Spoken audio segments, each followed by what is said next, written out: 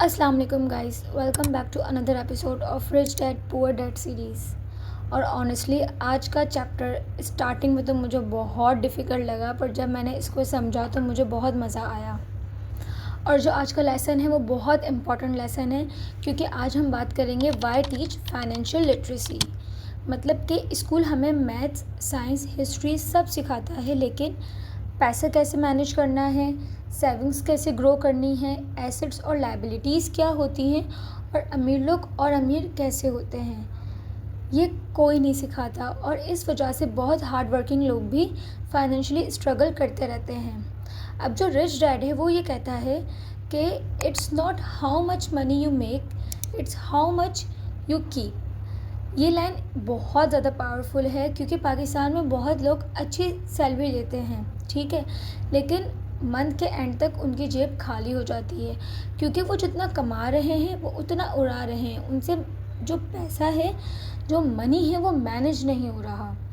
अब क्वेश्चन ये है कि फाइनेंशियल लिटरेसी होती क्या है। अब मैं आसान अल्फाजों में समझाने की कोशिश करती हूँ।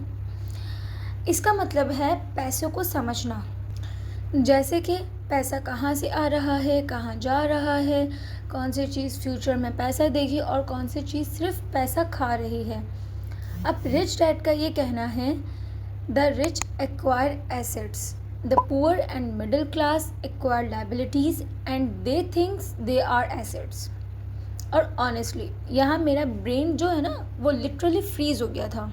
अब बात करी जाए एसेट्स और लाइबिलिटीज़ की, तो एसेट्स क्या होता है। एसेट वो चीज़ है जो आपके पॉकेट में पैसा डाले, जैसे कि rental property, business, investments, YouTube channel, earning money, online store. मतलब आप सो रहे हो और पैसा आ रहा है, दैट्स एन एसेट। और लाइबिलिटी क्या होता है। लाइबिलिटी वो चीज़ है जो आपकी पॉकेट से पैसा निकाले, जैसे कि एक्सपेंसिव फ़ोन ऑन इंस्टॉलमेंट।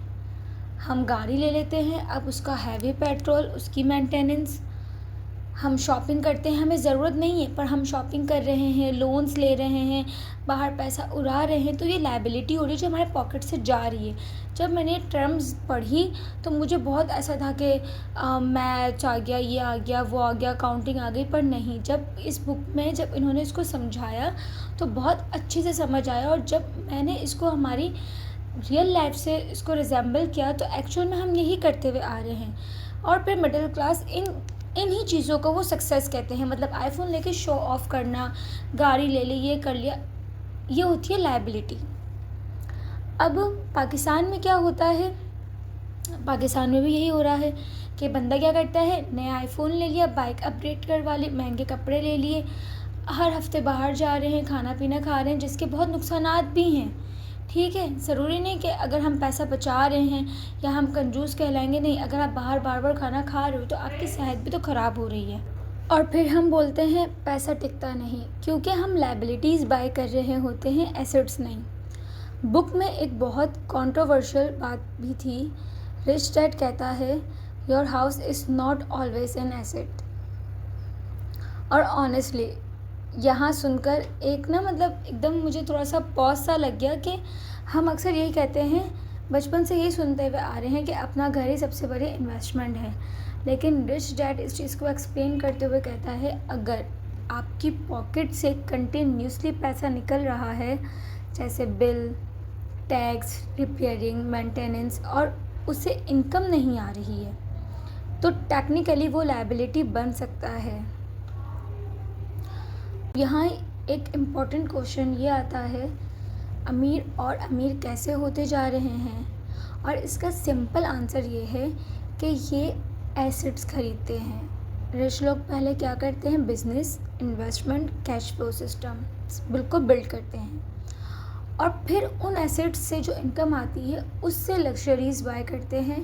और मिडिल क्लास क्या करती है, पहले लग्जरी बाय करती है, बाद में स्ट्रेस लेती है बिल्स का। ये चैप्टर रीड करने के बाद मुझे ये रियलाइज़ हुआ, हम सबको फाइनेंशियल एजुकेशन की कितनी ज़रूरत है।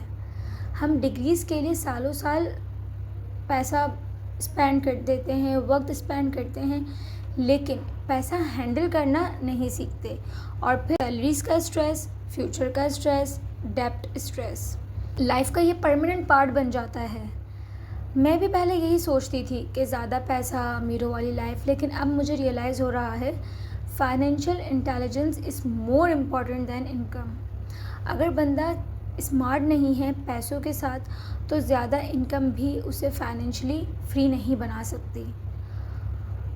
लेसन 2 का बिगेस्ट टेक अवे मेरे लिए ये था, don't just work for money, learn how money works. Because once you understand money, life literally different feel होने लगती है। अब कमेंट्स में बताओ आपके अकॉर्डिंग एक्सपेंसिव फ़ोन एसिड है या लाइबिलिटी। और अगर आप चाहते हो कि मैं नेक्स्ट लेसन भी एक्सप्लेन करूं, तो लाइक करो, कमेंट करो, शेयर करो, सब्सक्राइब करो। मिलते हैं नेक्स्ट चैप्टर के साथ। अल्लाह हाफिज़।